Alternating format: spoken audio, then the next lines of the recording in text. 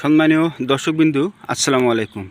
আজকে আপনাদেরকে জানাবো যে পেঁয়াজের বীজ কিভাবে রোপণ করতে হয় এবং পাশাপাশি ইউক্যালিপটাসের বীজ কিভাবে রোপণ করতে হয়। আপনারা দেখতে পাচ্ছেন এই যে এটা কিন্তু ইউক্যালিপটাসের বীজ, এটা একটু দামি বীজ, আর এই বীজটা একটু কম দামের বীজ। আর এই যে এটা আপনারা দেখতে পাচ্ছেন এটা হচ্ছে পেঁয়াজের বীজ। তো ভিউয়ার্স আপনারা, আর এই যে এটা হচ্ছে আপনার বিটরুটের বীজ। আজকে আমি বিটরুটও রোপণ করব। তো আপনারা দেখতে থাকুন কীভাবে পেঁয়াজের বীজ, ইউক্যালিপটাসের বীজ এবং বিটরুটের বীজ ফেলাই আপনাদেরকে সম্পূর্ণ দেখাবো। এই যে এইভাবে আমরা জমি তৈরি করে নিছি।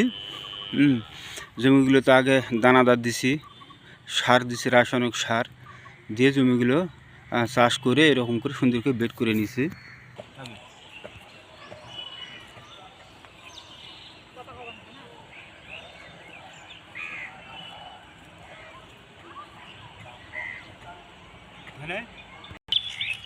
দর্শকবিন্দু, এই যে এটা হচ্ছে পেঁয়াজের বীজ। এখন এই পেঁয়াজের বীজটাতে আমি পরিমাণ মতো ছাই দেবো। এই ছাই দিয়ে পেঁয়াজের বীজটা আমি কাটা দিয়ে নেব, তাহলে পেঁয়াজের বীজে যে রসটা লাগে আছে এই রসটা ছাইয়ের সঙ্গে উষ্মিশ হয়ে যাবে।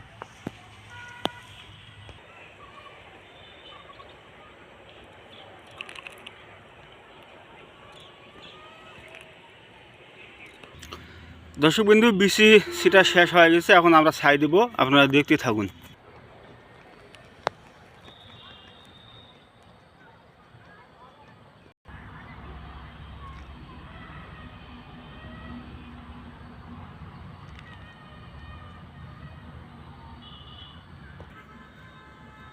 দর্শকবিন্দু, এবার আমরা ইউক্যালিপটাসের বীজ কীভাবে ফেলাই আপনাদেরকে দেখাবো, আপনারা দেখতে থাকুন।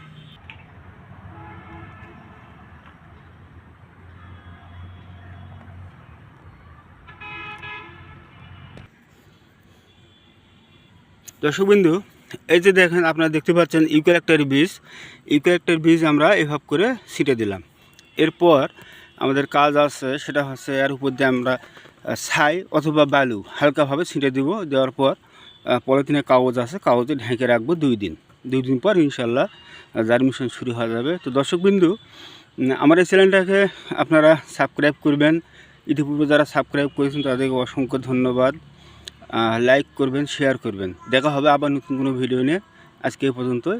আপনারা ভালো থাকবেন। আসসালামু আলাইকুম।